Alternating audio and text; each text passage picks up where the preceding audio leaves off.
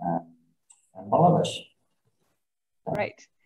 Thanks, Raymond. So there you can see the diversity of some of what we're working on right now among the Red Cross and Red Crescent national societies within the region. So the question we're looking at today is around cost-effective logistics preparedness. I'd like to start global before we go local. So Siokkun, can you tell us, how do you decide what to keep in the community, what to put in the regional warehouse, and when to go global? Thank you. Thanks, Jess. Yeah, I think maybe before I start, just some ideas on how our prepositioning strategy is that it's come back a long way, like 10 years back when the tsunami happened, and then we are sending things all over the world. So that's actually taken us a long time, and the high transportation costs to get things into the country as well. So what we did is that we come up with a prepositioning strategies to decentralize some of the stock into the regional warehouses. So we have regional warehouses across the globe, Asia Pacific. So we have a regional warehouse in Kuala Lumpur, and then in Panama we had for the Americas, and of course we have one in Dubai as well. So all of this came about because of this whole strategy. So how do we keep stock in the regional warehouses set up? How do we keep stock in the community setup is that, of course, we work very closely with our local partners, the national societies. So the national society will identify their prepositioning strategies together with us, that how we do supporting us in addressing what is the capacity in countries that we have. Do we get the local items, local supplies in country? Do we get quality supplies in country? And what is the importation feasibilities in order for us to preposition those stock in countries as well? So all of this, we're looking also at what is the vulnerabilities that when we try to move the stock. So those are how we can actually start to determine that is it feasible to move stock locally. And of course, that there is also strategies with the national societies and also with the country offices to get stock, at least two prepositions for stock to respond to the small to medium scale of emergency disasters. Yeah, when we exhausted all the resources, then it will go beyond to look into what the regional warehouses will have. Then we can actually mobilize it quickly. Of course, the idea is that we are moving closer and closer, as you know that in today's world that we are always not close enough. So we are moving from a decentralization of the regional warehouses to even sub-regional warehouses to support Pacific, because as we know that sending things out from Kuala Lumpur may not be as far as sending things out from to the Pacific regions, and it is very expensive as well. So this is how we are working around on this one. So when disasters scale up in local, then it goes to regional. That's where we try to preposition stuff there. Yeah, and then of course, and there is also an idea to see that where is the goods is easily for transportation, to access transportation. Do we have free transportation to go into the countries, and is it closer to the suppliers and all those things? So we are taking into considerations of all those things as well. Yeah. Thanks, Siokkun. Could you tell us about the role that global framework agreements play in lowering costs and increasing speed and efficiency? Yes. So what we did that we have, as part of our prepositioning strategies, what our global colleagues is actually doing was that we are identifying a global framework agreement. We're setting up framework agreements for some of the most common items that we will use to respond to disaster. Of course, this comes with a lot of data analysis and stuff to see that what kind of items we will usually move during the disaster response. And of course, what kind of type of disaster we are responding to. So global framework agreement is something to set up with suppliers where we lock out a price of the items and of the items for a certain period of time where the suppliers will So we don't need to run a procurement tenders separately to do it. So it ensures us to be able to respond faster. And the framework agreement setup is also something that we set it up with suppliers to ensure that they have a certain level of stock is available at their warehouse to be able to be accessed during emergency response as well. And with this framework agreement, it also ensure the qualities of the items that we send into the countries. Yeah, so this is how this global framework agreements came about. And of course, that we are also doing a lot of regional. We are also looking into regional framework agreements and also local framework agreements, knowing that in some countries that there is a different context and some items that we are using. There are different countries with using different items. So yeah, we are also looking into this kind of preparedness plan as a setup as well. Yeah. Thanks, Siokkun. And I know from my involvement with the kitchen set global framework agreements that we can also look at other issues of quality, like, for example, having plastic packaging removed from kitchen sets so that we reduce our environmental footprint. So there's a lot of benefits to actually sitting down in advance and setting up these agreements and taking the time to make sure that we have what we need ready to go when it's required. Yeah, actually the whole idea is that to enable our local partners to be able to leverage on our regional or global resources and networks and capacity in order for them to be able to respond more efficiently and effectively. Thanks. What other global coordination initiatives are in place to push that pre-positioning agenda?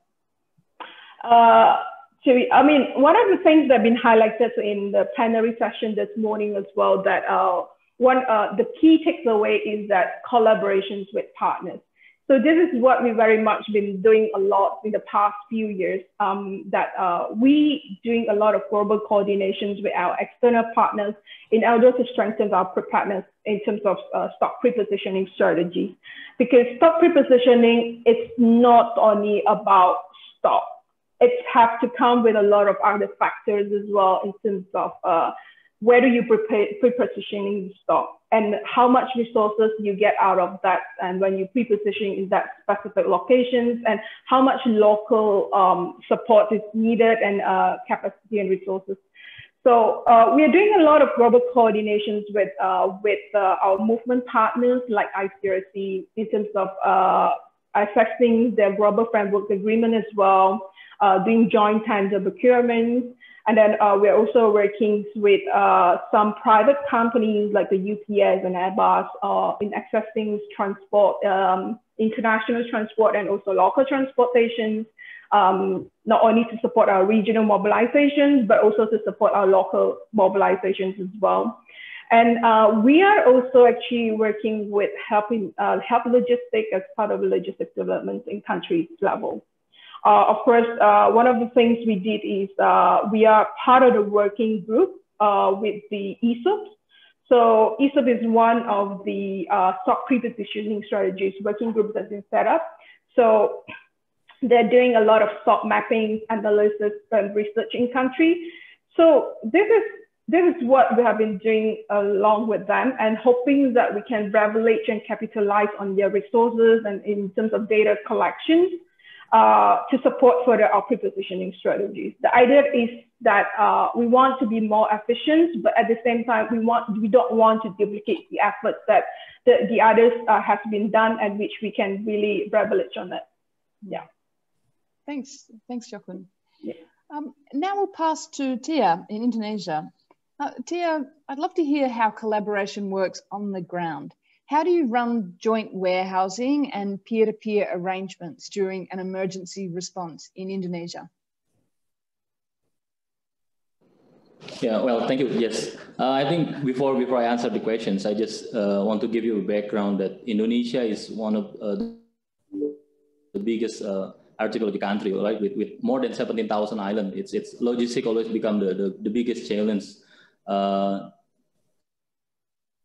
Not talking in the emergency situations, even in the normal or sea situation, it's still a big challenge. So that's the reality that we are facing in Indonesia. So we start to think about the decentralization strategy long ago, but then just like what Siokkun mentioned earlier, we never, I mean, it's very difficult for us to always become the first, for instance, or to always getting closer to the beneficiary, because the challenge that we are facing now. So probably one of the answer to the challenge is the collaboration. I mean, the joint operations, not between the player, and in one of the main player here in Indonesia is the Red Cross. So it started a few years ago, the initiative to have a joint operations, joint warehouse, and then it's working very well. I mean, because it's not about who own what, but it's about what we can share with each other. So, for instance, PMI already has a big warehouse in six big warehouse in Indonesia, in almost in western part, middle part, or eastern part of Indonesia.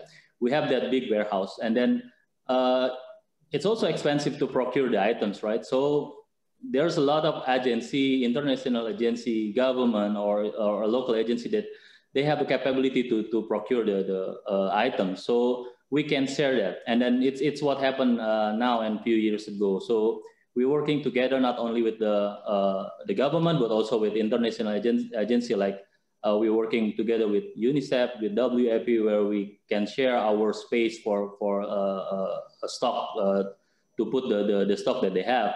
And then during the emergency, there's some kind of stock feasibility, not only Red Cross, but also with other agency, with government, and also with the international agency or local agency. So we share that, and then I think the best practice during the Palu operations, and then where we can implement each other, which, for instance, we have many stock on dead bodies, you know, the body bag. I'm sorry, the body bag. We have that. And then we share that stock with the government, and then government, we work together with private sector to do the transportations, because it's also very expensive. So that kind of arrangement now it's in place in Indonesia, especially in the Red Cross. It's not easy. It's still, you know, it's still a lot of challenge to be tackled, but I think we are now at the right direction to finally come up with the same agreement with other agency, because if we try to tackle everything alone, it's really very difficult.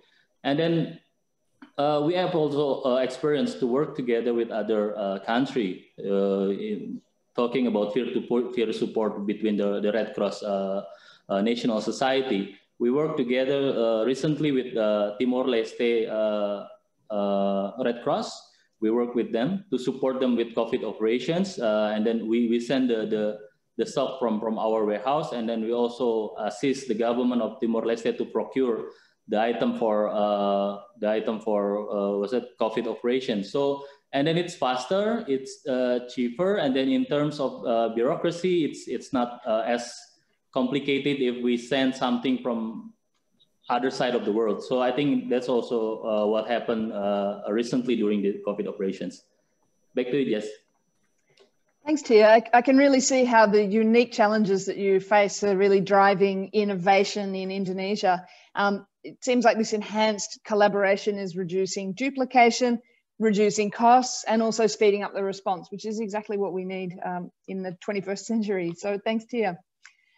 Now, Raymond, could you tell us more about how you work with local branches to ensure rapid assistance ahead of the disaster and to make sure that the assistance is appropriate and effective?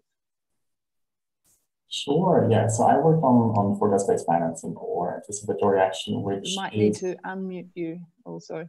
Oh. Happens to the best of us.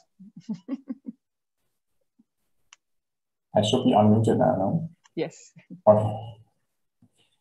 Good. So I do work on forecast-based financing or anticipatory action, which is an early warning reaction approach to implement early actions before a disaster. And for that, we do need to pre-position items in locations where we anticipate a disaster to strike. So, for example, in the Philippines, we do work on typhoons and to see what can be done in the very short lead time before the typhoon makes landfall. And the Philippine Red Cross is pre-positioning shelter strengthening kits in the provinces along the eastern side on the different islands that have a high risk of being struck by typhoon.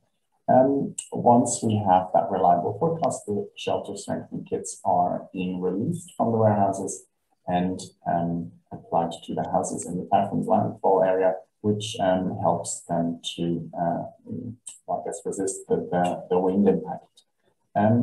I guess, but we don't pre-position all the items, as we still decided to get some smaller items such as ropes and nails at the local markets. And this is really based on what the local Philippine Red Cross branches know best, what is available, even before an impending disaster. But it's also a bit understanding what is the impact and how a community's exposure and vulnerability plays into that. It's necessary for our local volunteers to understand what material and assistance will benefit the affected communities the most. So, for example, in consultation with the local communities on the different islands, the Philippine Red Cross put together the most effective early actions.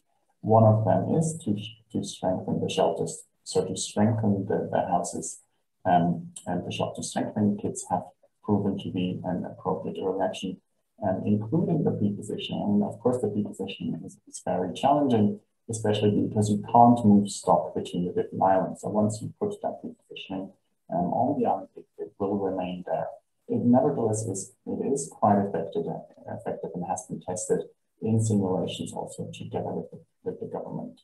So yeah, I guess comes back to the local action in the sense that yes, we do need to understand what is possible, where it is possible, not only in terms of lead time, but also in terms of what material is available there. Absolutely, and it's great to see that we're moving away from this centralized system where things are, shipped out to a global standard towards things that are customized right down even to the community level. So it's great to hear. Can you tell us also, Raymond, how anticipatory action can reduce our dependence on material assistance overall? Sure, yeah. I mean, the aim of anticipatory action in general is to reduce the impact of a disaster before it happens.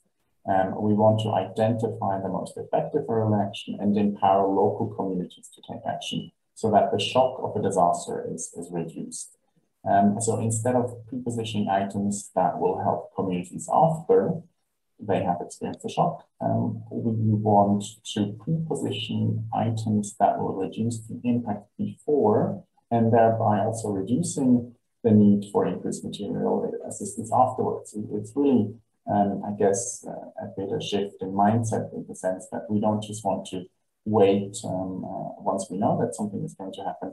We want to really help them to make sure that the impact is less. It's also a bit about a more dignified response in the sense that if we know that something is going to happen, why would we wait and let these communities go through that shock and then only provide assistance after if we have the capacities and also the pre-positioning possibilities to give them aid that really helps to reduce that shock that they're going to experience. Of course, there is still a need for assistance afterwards, but it is less and also less traumatic, hopefully. That makes sense. Thanks, Raymond. And so I guess that touches on another alternative to material assistance. These days, we're looking at cash as a fast and effective means of meeting humanitarian needs. Siokkun, from a logistics perspective, what is needed to get cash up and running for rapid response? I would say that one of the things that we have to look when we are talking about cash, I mean, people start to talk about cash replacing material assistance, replacing in-kind goods for the communities, which is in a way that I agree with that it is actually make a lot of sense that people will be able to have the cash and being able to buy things that they actually need, and that's also where this community engagement accountability came about. And in order not for us to pre-position the wrong items and sending the wrong items into the countries for the communities when what they actually want is something else. But one of the things that from a logistic point of view and perspective is also very much somewhat we need to actually weigh as well is that how do we actually complementing cash with in-kinds rather than replacing in-kind with cash. The idea is that when a disaster strikes and a very big disaster happens, that most of the time the markets will not be functioning for the first 1 or 2 weeks. Until the market is functioning, then there will be most of the time that you will be able to get the cash up and running, and then people will be able to actually start to, I mean, suppliers or local entrepreneurs will start to get things in and things like that. But what would happen with the 1 or 2 weeks where the market is not functioning? So this is where we try to see that we have to put in the materials assistance into the countries and to respond faster to the communities before we switch to cash. So those are the things that need to be considered as well. I mean, it's very country context as well. In some countries that they might be recovering very fast, then whereas the cash will be came in very fast as well. But there is also in countries, even in a very small scale disaster, like really small country, you will not be able to get a quality items to actually buy things. And those kind of items may probably sometimes need to go for international mobilization. So I think that there is a lot of things that we need to do in order for us to actually scale up cash and so that it will be able to respond faster and rapidly. And to me, logistic preparedness is one of the things that we really have to look into during peacetime, that we need to know into what kind of capacity suppliers in countries that we have, and what kind of infrastructures that we can actually look at when it's come to scale up cash. I mean, in some countries that there are actually a lot of cash formal assistance. It could be a direct distribution of cash, and then you probably will need into security and things like that. And there will be a cash for in-kind assistance as well. You still need to somehow have a market up and running in order for you to provide that kind of cash support as well. So I guess that is the thing that we really need to look at, and that's logistic preparedness. And what is we actually, in IFRC, I think there are some sessions now ongoing in terms of cash in IFRC as well, that what kind of initiatives that we have been doing. So what we did is that we worked very closely with the national societies, our local partners, and also with our offices in the countries to really do a preparedness and scale up to see the ways to how do we scale up cash when it happens. So one of it is to identify a framework agreement with the financial service providers in countries. So once it happens, so when one is setting up the kind of agreement, then when disaster happens, we can actually immediately get it out, the cash assistance.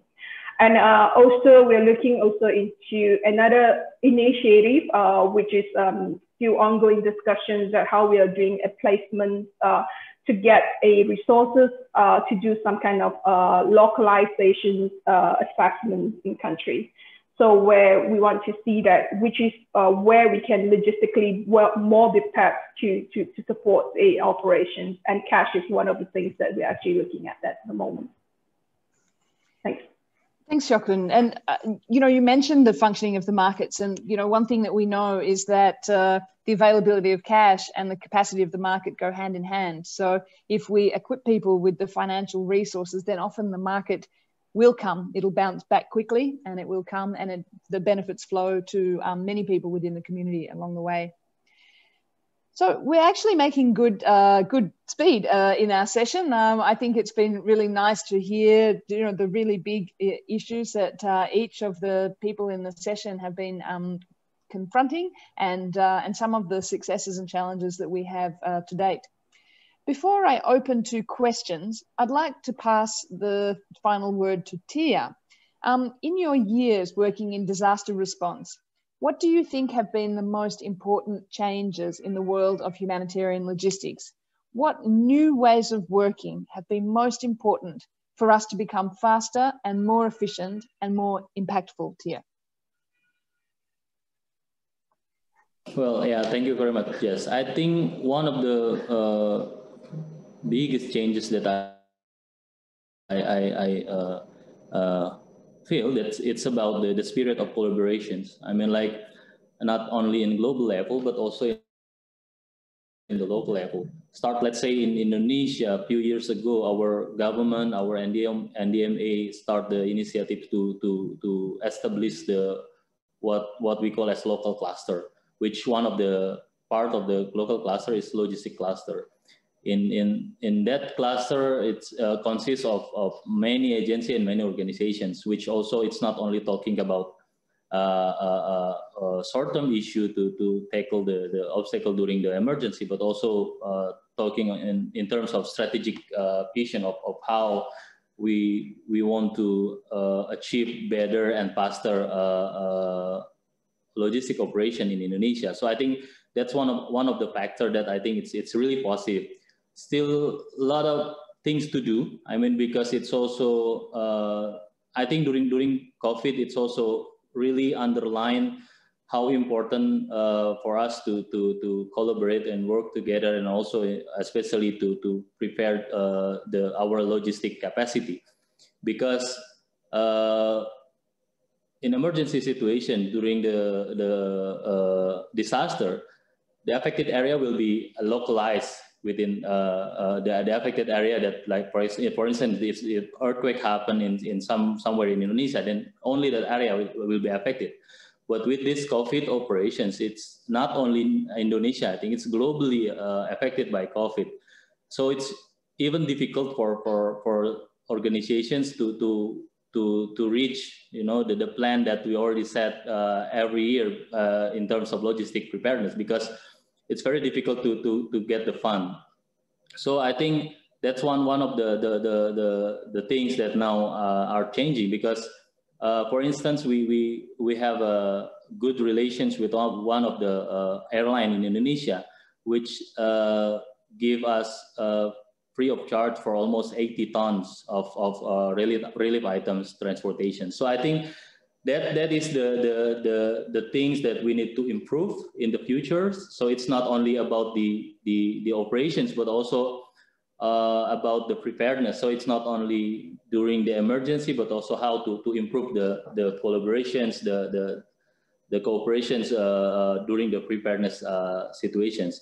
The other thing is also about, of course, the innovations. I mean, how to logistic is not only about items in the box anymore, but it's about how to deliver the assistance as soon as possible. Just like what Siokkun and also Raymond mentioned about how to provide the best possible way to the community. So we need to always look at the needs in the local level, but at the same time, how we create something from, we are now in the 4.0 environment. So I think logistic also, humanitarian logistic also need to adjust with the 4.0 environment. So to how to improve the efficiency with utilize of the technology and also to think and to underline other modality to deliver the service to the people. And especially in Indonesia, in the island country like Indonesia, Philippines, and most of the country in Pacific, I think decentralization still the answer to the problem of having a scattered location, scattered province. But also apart from that decentralization, once again, it's not only about the logistic, but also about the people, the other resources, and also, of course, about the preparedness, like how to mapping the capacity, the market capacity, how to mapping the local supplier capacity. So when there's an emergency happen or occur, then we just like, you know, switch the button and then we could deliver the items as soon as possible. So that's from me, Jess. Thanks, Tia. And certainly a lot is changing, isn't it, all the time? And we're always learning from some of these massive operations like the tsunami, also smaller operations, and from COVID itself as well. So thanks, Tia. So now we have plenty of time for questions and further discussion. I'll pause for a minute, and you are able to write your message in the chat box. As I understand, the chat box messages will come through to the conveners, so we will be able to see any comments that you make there.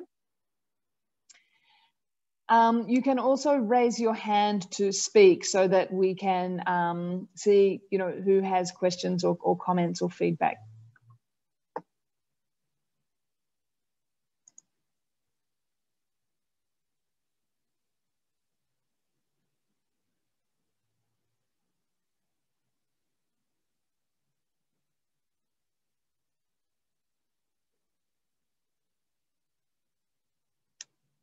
While people are preparing their questions, I do encourage you to ask more questions, and also you can share your own experiences as well. I'm sure we've got plenty of people here who've worked in similar areas who might have their own perspective.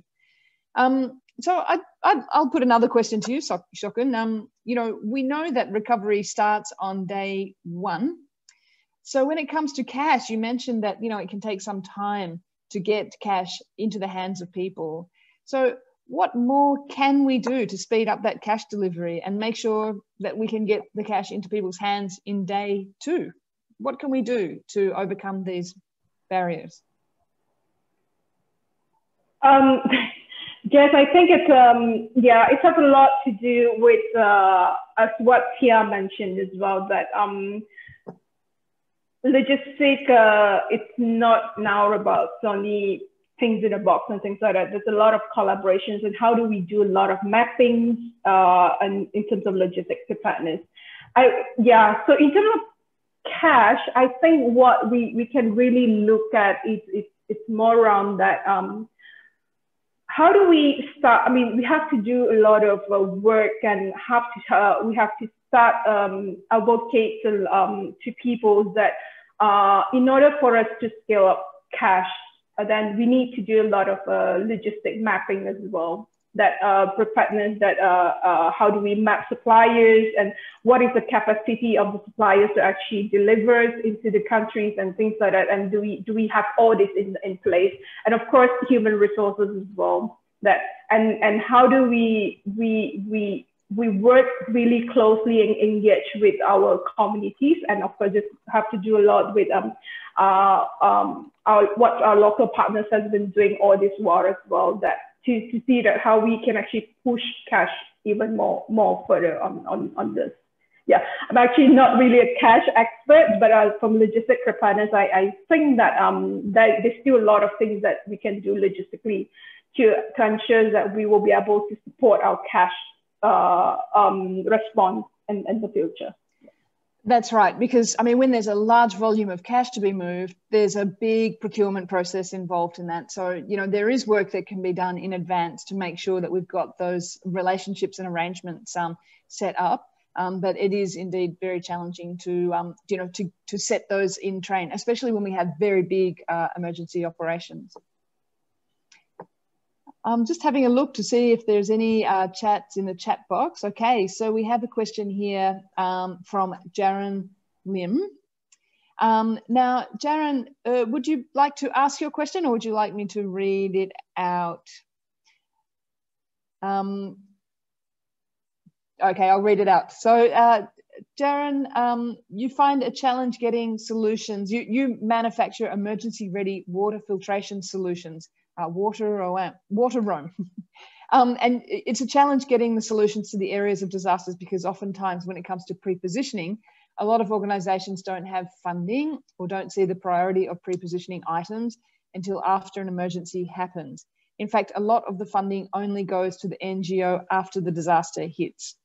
But once an emergency happens, there's no time to be importing new products. So yes, I think you've pointed to something incredibly important.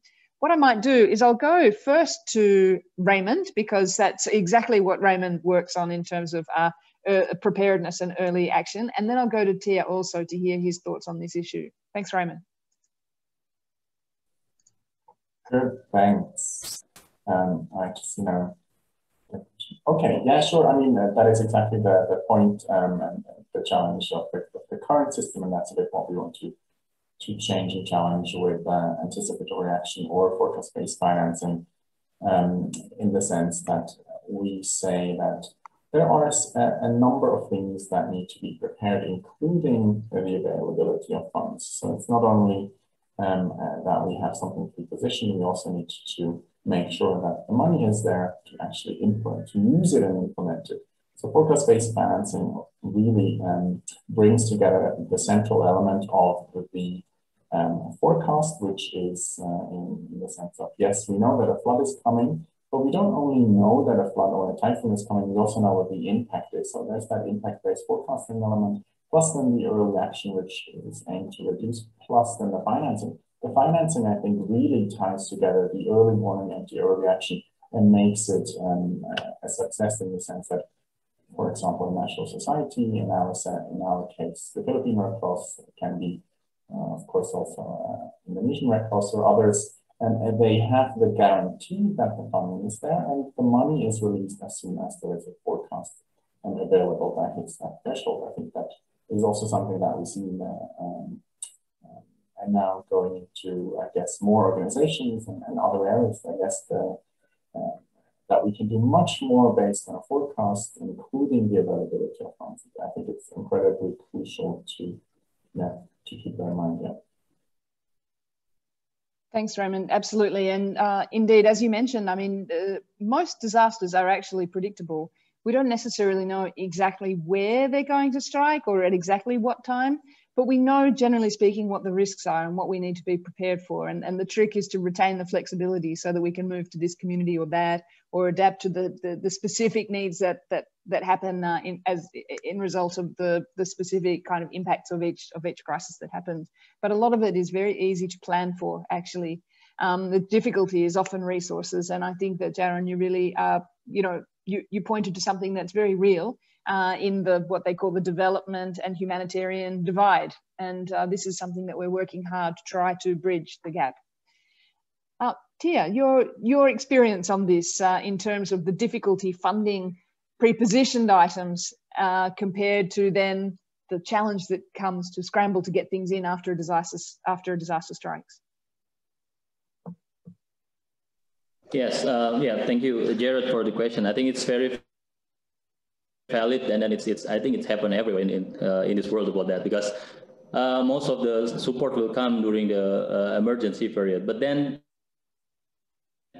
again, based on our experience, number one, we also, but at the same time, we don't want also to try to put everything into our warehouse. So I think it's also refer again to what Siokkun already mentioned in the early, that we are now trying to have a stock strategy. So we really want to have a stock or to preposition the stock that really will, let's say, the highest request items in the warehouse. We really want to avoid the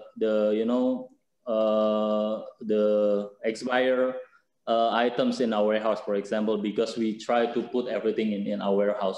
So number one, what we are trying now to tackle that issue is trying to have the more precise and concise stock strategy. That's number one. The second one is about, I think it's also about the framework agreement.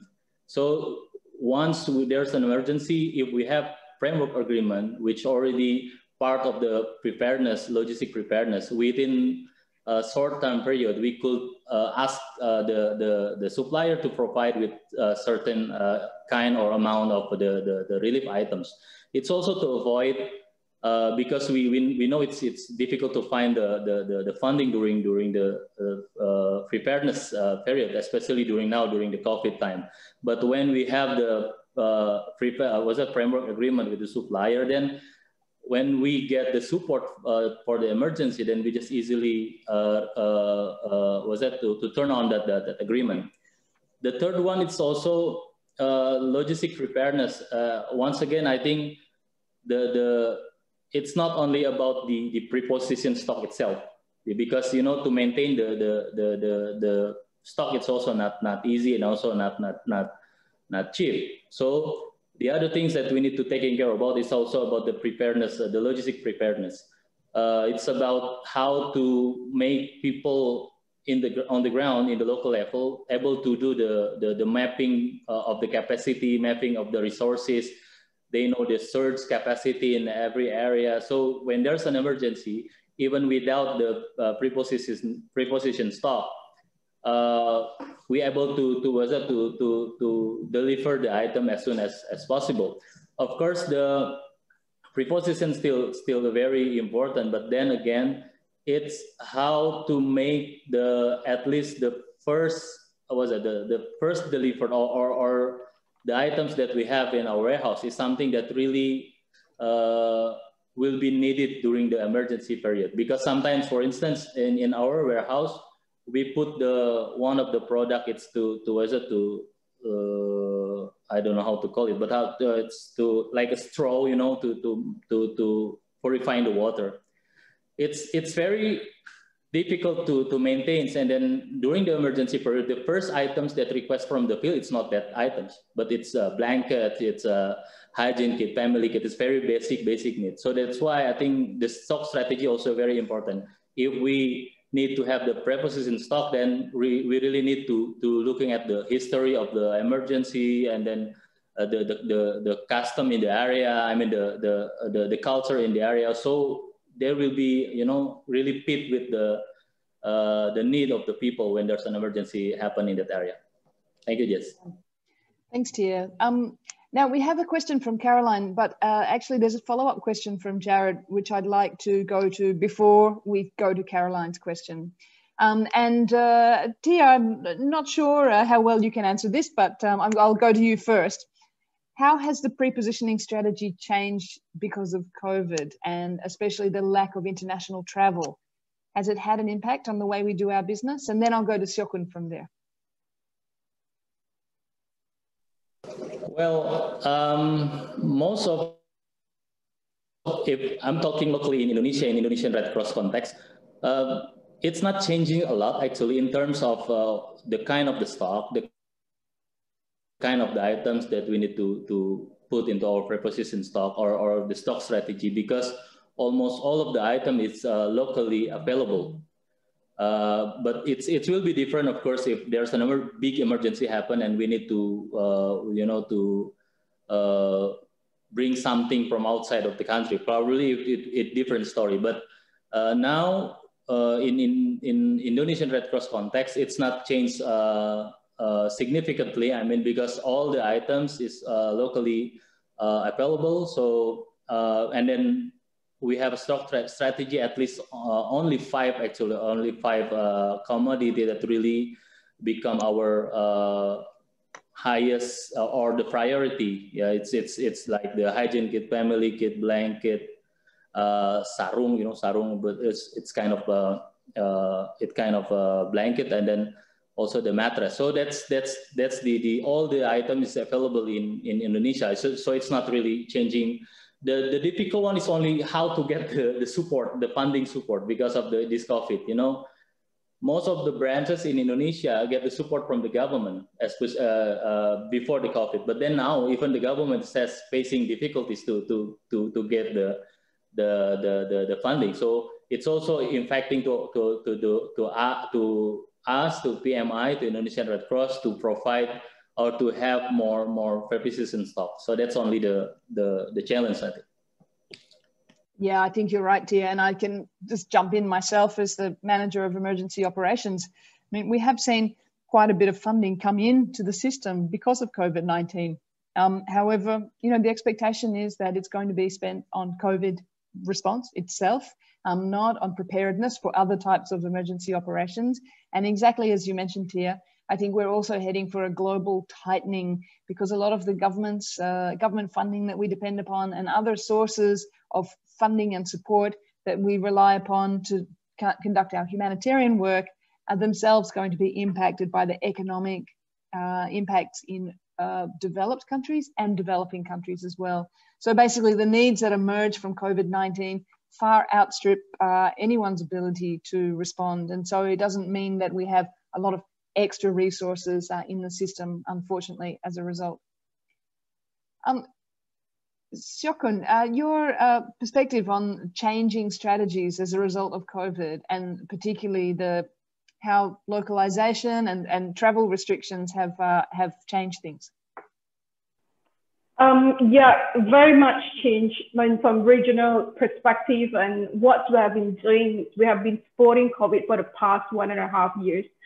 And then, yeah, our initial strategy is that we do a lot of pre-positioning for non-food items. This is especially what will be most needed, as what Jang has mentioned, that during a certain types of emergency, earthquake, typhoon, and floods, and all those things that most commonly required items is actually non-food items. Pandemic is pretty much very new to us in a way that we have to start doing procurement for PPE items, medical devices, and medical oxygen cylinders, oxygen concentrators. So those are the things that, unlike some of the most common items, it is actually that we need a lot of quality assurance on this item, because at the end of the day, it involves a lot of about safety of the people to use that. So it's actually to us that there is a, I wouldn't say a dilemma, but it will be something that we are in between, that we have local suppliers who will be able to give us this kind of procurement, this kind of supplies. But at the same time that we are also having difficulty to get quality assurance from them as well. So in view of this one, I know with the travel restrictions and with some of the governments tighten the rules and say that no exportations of PPE items and things like that, it's actually bring up a lot of difficulty and challenges to this operation. So that's the reason, that is why I think that the reiteration is logistic preparedness.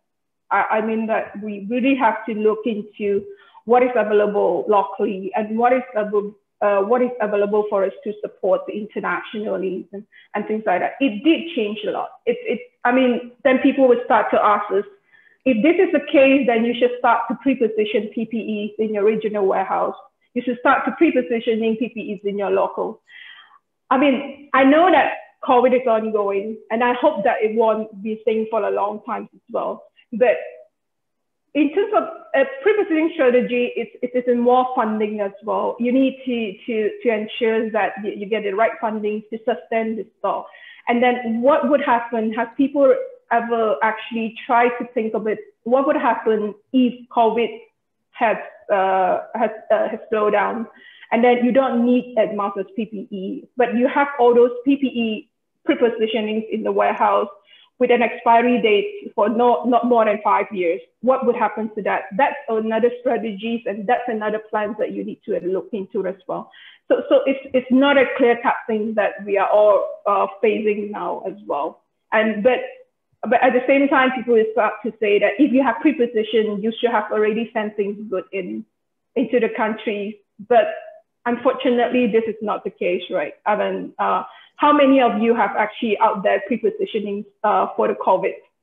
I would say that not many. That's why that during the very first phase of the outbreak, that we really have a lot of people fighting to get PPEs, and then manufacturers and factories are doing a lot of back orders and won't be able to fulfill your orders on time. So those are so those are all the challenges that we have. And then I think in terms of logistic preparedness, that we really have to look into it. Of course, I wouldn't say that localization is something that came up a lot during this COVID operation, especially for logistics as well. I mean, to be honest, that 74% of a local procurements actually came from localization. that it doesn't matter what kind of items, PPE, hand sanitizers, and all those things. So I think that is really a way for us to push through things. But of course, that at the back of it, that we still have to look a lot into is that the standard qualities that that will help people, that would not endanger people's life and all those things. And in terms of sustainability, are we there or not? So I think those are a lot of considerations. Yes, absolutely. And it kind of points to one of those difficulties that we have. It's difficult to get funding to purchase and warehouse items that don't have a distribution plan yet. Donors want to support assistance that is going out the door to people. Like you said, Siokkun, there is some risk. If the strategy changes tomorrow from surgical masks to N95s, we could get left with a lot of stock that can't be utilised or that loses its value very quickly. So these are all challenges because somebody has to pay for all of that stock that's going to be purchased and waiting for its time. So now I'll go to Caroline's question, and I might stay with you on this one, Siokkun.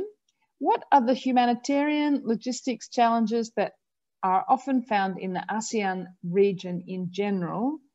So thinking of more than one country, what recommendations would you like to highlight to enhance the ASEAN member states' logistics preparedness and prepositioning strategy?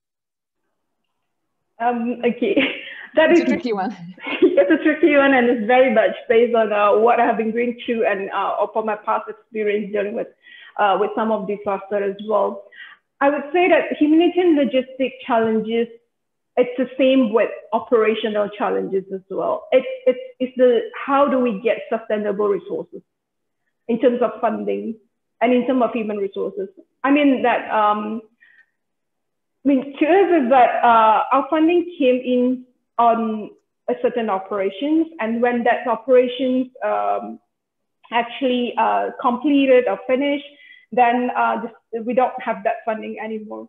So we always have this kind of challenges that how do we keep that kind of sustainable resources there in order for us to be able to respond not only to this disaster, but to the next one. So to us, that I was seeing that that's a lot of challenges. That's what you also mentioned earlier, that we have funding restrictions as well. People, donors want to have their monies to be supported for that operation itself and not very much on prepositioning. So to us is that it gives us a lot of restrictions, and if you want to prepositioning to have a better logistic preparedness, that we are basically stuck. And then I think that's a lot, this is also the same challenges with a lot of Asian countries, ASEAN countries, and there's a lot of challenges with some of the local partners as well. They want to prepositioning some amount of stock in there, but only for that particular operation. But unfortunately, that for the next one, they will need to get the funding to come in first in order for them to do that. Then it defeats the whole purpose of logistic preparedness. It's more like a logistic response, immediate response now. I think what we can actually do is that I wouldn't say IFRC has a robust logistic prepositioning strategy, but I think in terms of sustainability, that what we have in our regional warehouse, that we can see that we actually ensure that we have a certain amount of funding that came in to support our prepositioning strategy. And then we had a mechanism like a cost recovery mechanism, where we were always able to rotate the stock and support all the emergency operations. Then which was at the same time that when the funding came in for that particular operation, that it will be used to replenish back the stock that we have. So it's actually ensure the business continuity of the things as well. So this is how we actually maintaining the sustainability and how we manage our regional warehouses as well.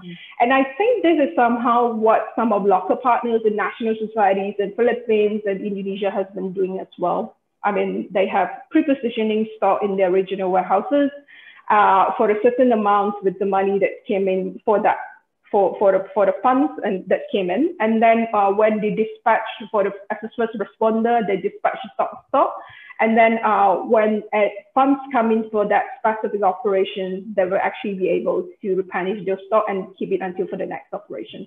I think that's one of the strategies that we can really look at as well. Yeah. That's right. So really for most of our small and medium-sized emergencies, actually the funding that comes for that emergency usually goes on replenishment. So the national societies will release what they have, and then they use the funding to put it back. And that enables them to navigate some of the complexities of importation or procurement to make sure they get the right quality and standard when they're replacing those goods. But still, we need some money on the table before that system can start in order to make sure the goods are actually there to be released and then replenished. Yeah, but there is also that, of course, there's also something to do with setting up a good supplier management relationship as well. That if you have that relationship and setting up a framework agreement, you doesn't really need to have that portion of money to be ready, but you can actually have that agreement with them that if the disaster strikes and things like that, that I can actually capitalize and actually tap into the stock that we have our framework agreements with you. So that is also one of the things that we have done as part of our global framework agreements as well, that suppliers will pre-position their stock in our warehouse until we utilize their stock, and then we only pay them. So this is also one of the ways that we can actually look at as well. Right. And I want to go to you now, Raymond. So thinking across the ASEAN region, what do you think are some of the humanitarian logistics challenges, and what recommendations would you like to highlight to enhance this preparedness and prepositioning?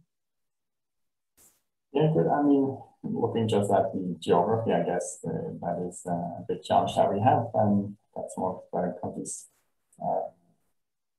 mostly islands, which makes it very difficult for us to operate, of course, and we need to have a kind of an innovative approach to how to preposition that. That's also what we try with anticipatory action.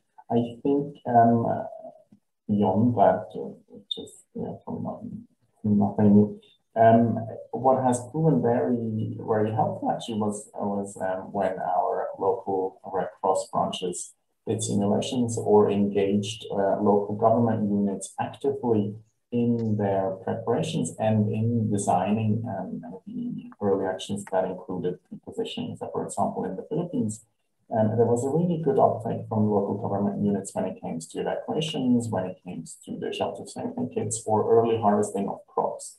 And in the dialogue also with the local government units, they said, well, this is all very interesting and very good because that's what we're supposed to do. And of course, the Red Cross Red Crescent is always in support of the government. And I think it's really also a bit of a question of enabling and empowering, well, I guess enabling and making the case that this is that this approach is working and that positioning really does make a difference, and then to find the dialogue with local governments, but then also at the national level. For example, in the Philippines, we see now that legislation has changed in such a way that local government units are now able to access specific funds based on a forecast, similar to, actually, it's almost exactly that concept of forecast-based financing or anticipatory action, in the sense that you can use funds, local government units can use funds ahead of a disaster. I think that is a really important dialogue that needs to be, that should also, and of course, improve prepositioning. Only in that way, I guess, we can scale up. And then maybe because there was also some discussion on the funds or the donors who have certain requirements, I guess, again, there needs to be a dialogue with the donors to say, well, these are the things that we need, looking even, I guess, at the grand bargain and also the push for more localized action. What can we actually demand from donors to say, well, this is what we need in order for this to work? Absolutely, and doing that analysis in advance and knowing exactly what it is when a disaster hits a certain threshold, we know that we're going to need this, this, and this based upon our previous experience and based upon our best practice. So it's a good way to be able to move forward with confidence and therefore to be able to be more efficient in the way that we work. Now we have a question here from Christy Summerseer. Tia mentioned on the collaboration of actors in the logistics cluster, also during preparedness phase. In many previous operations, we noticed that actors on the ground distribute items with different standards. That could be tarps, hygiene items, etc. This is because the intention during emergency phase usually is how to deliver the assistance to the affected people immediately. Is there any effort that's been done or ongoing to tackle this standardized quality issue during peacetime or preparedness phase by the logistics cluster in the country? And how does it work in other ASEAN countries? Tia. Yeah, thank you. So there's I think there's an effort from the logistic cluster, I mean the local cluster.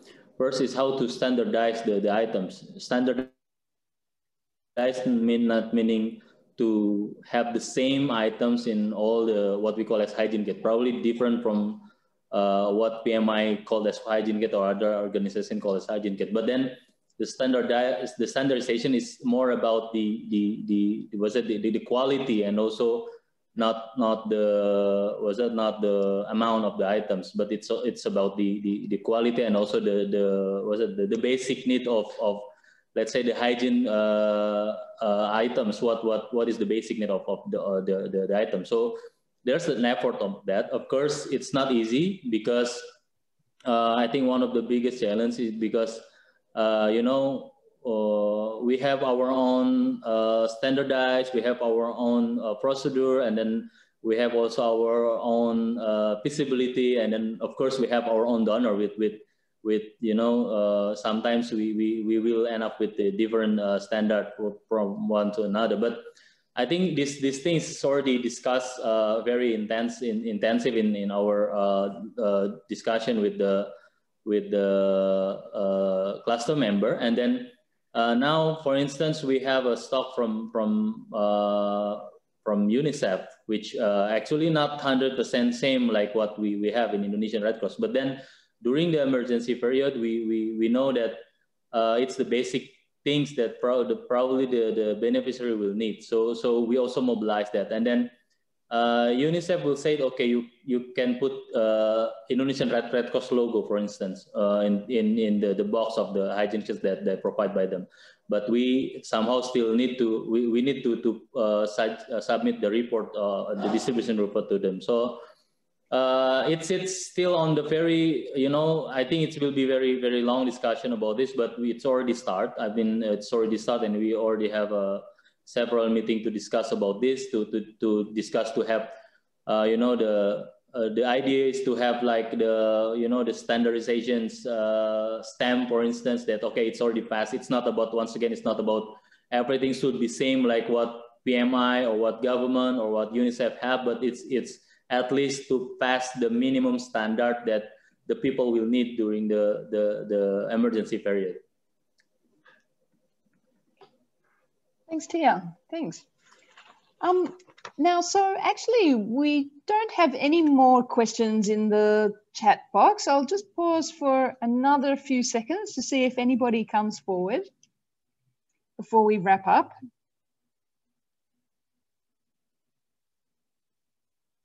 Okay.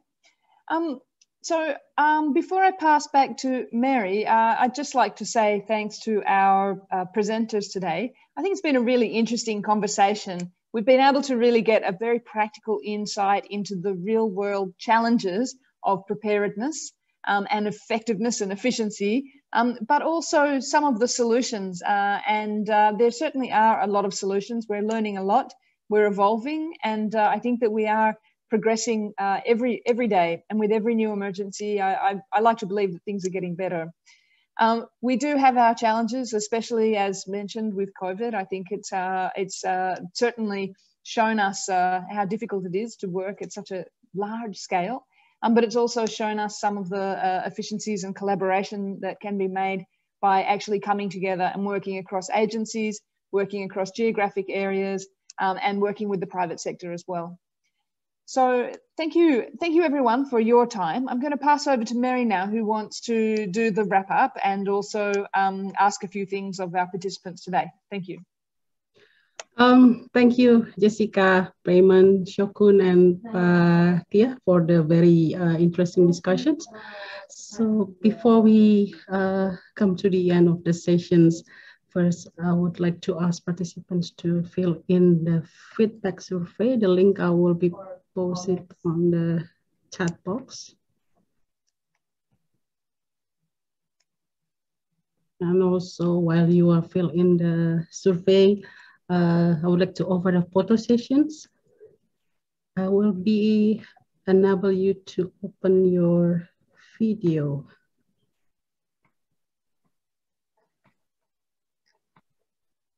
Now all of you can open your video.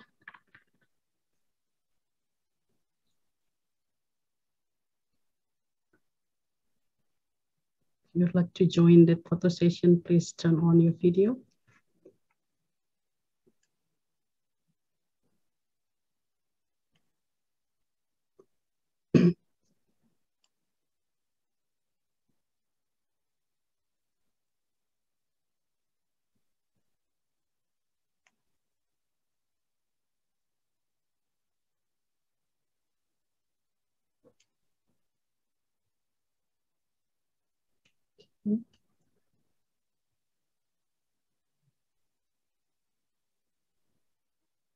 Anyone else? We have 1, 2, 3, 4, 5, 6, 12 participants from 20.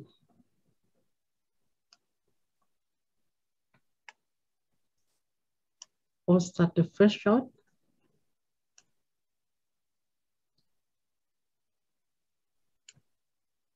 Oh, sorry.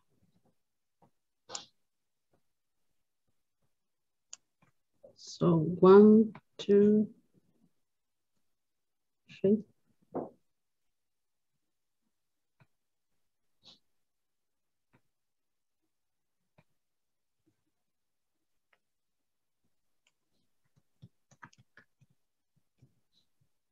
One more time.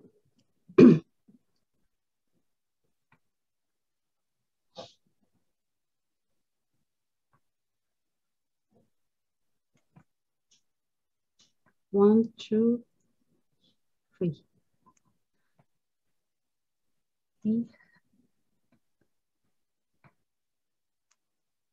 Okay, I guess that's all wrap for today's sessions. Thank you very much for your participations and for the discussions. Tomorrow we will be having more sessions. And I'll see you again tomorrow. Good afternoon and have a nice rest of the day.